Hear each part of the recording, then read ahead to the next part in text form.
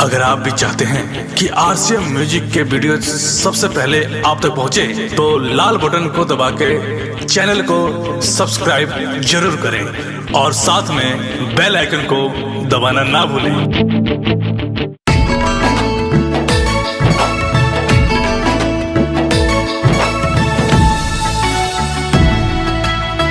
Music by Shiv Manmohi.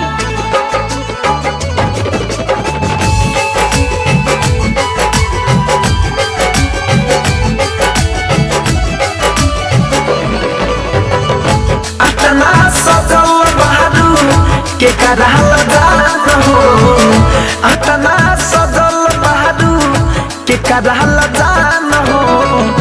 लागेल वैसे जैसे पूनम के चान हो, लागेल वैसे जैसे पूनम के चान हो। तहरा के लेल बानी आपन मान हो, तहरा के लेल बानी आपन मान हो। लागेल वैसे जैसे पूनम के चान हो, लागेल वैसे जैसे पूनम के चान हो।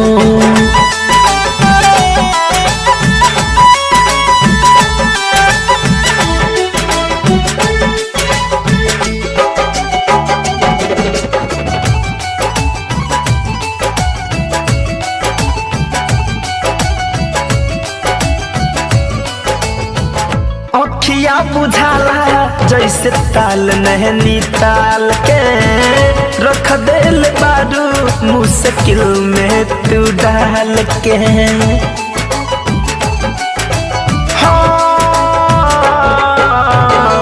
अखिया बुझाला जैसे ताल नैनी ताल के, रख देल बारू मुश्किल में तू डाल के। सोची सोची बानी हम तो बड़ी परेशान हो, सोची सोची बानी हम तो बड़ी परेशान हो। लागेल वैसे जैसे पूनम के चान हो, लागेल वैसे जैसे पूनम के चान हो।